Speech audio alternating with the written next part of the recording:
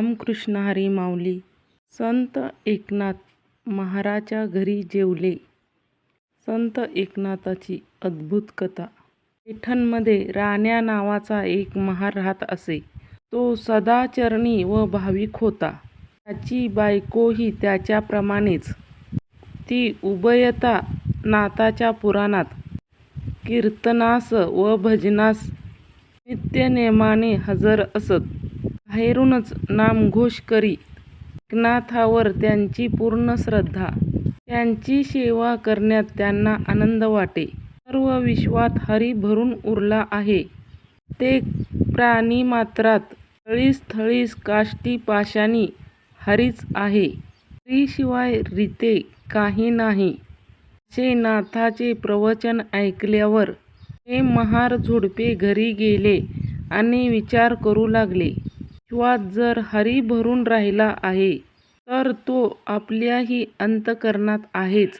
आपण जन्माने महार असलो तरी काय झालं?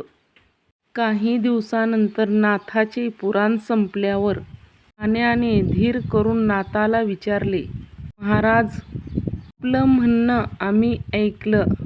देव सर्वांच्यात आहे. तो आमच्यातही आहे नव्ह का?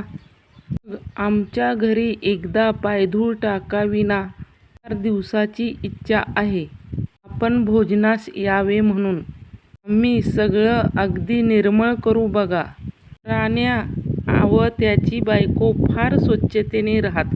हातात खराटे घेतलेले असले तरी त्यांच्या मुखात सदा विठ्ठलाचे नाव असते. आपले काम ते सचोटीने करीत.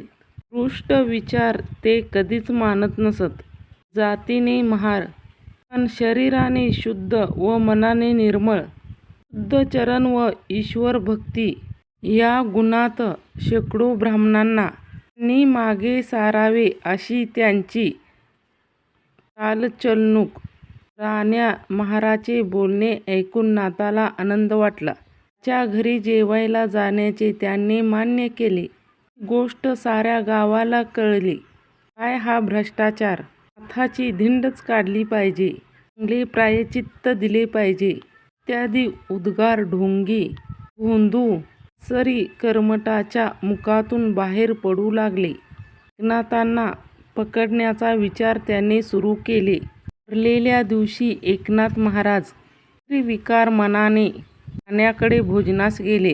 नवरा बायकोनी त्यांची पूजा केली. त्याच्यापुढे आदराने लोटांगण घातले. नंतर मग रांगोळ्या घालून पाट पाण्याची सिद्धता केली.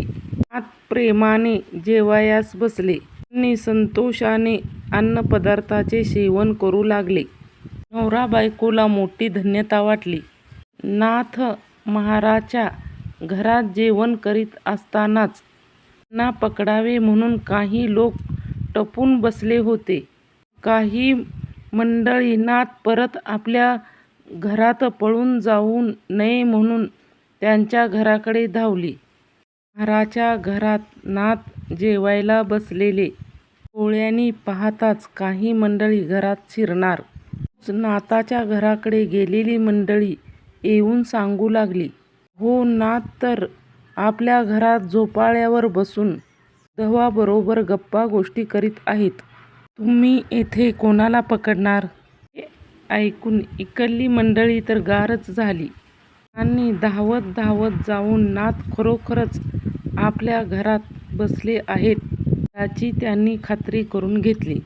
एकाच वेळी 2 ठिकाणी नाथ पाहून त्या सर्वांना आश्चर्य वाटले. पण खरे एकनाथ कोणते हे कोणाला कळेना. सर्वांचे चेहरे लज्जेने खाली पडले. एकनाथ हेच ईश्वराचे अवतार.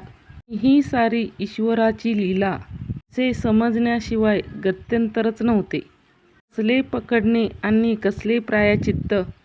समाजकंटक व निंदक यांच्या संबंधीने उदात्त विचार एकनाथांनी पुढील पाद्यात ग्रंथित केले आहेत. निंदक आमुची काशी, आमुची पातके अवघी नाशी. निंदक आमुची गंगा, आमुची पातके नेती भंगा.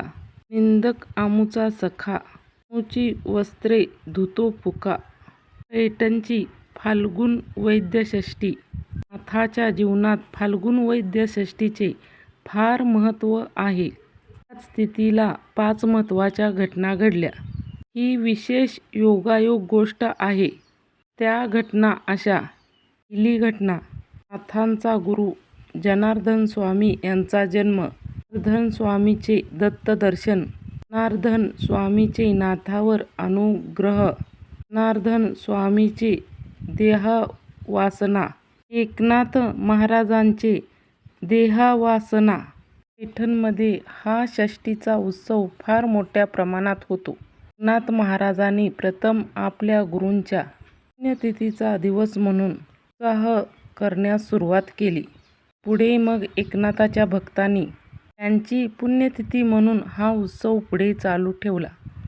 रामकृष्ण हरी माऊली. कथा आवडल्यास लाईक कमेंट करा.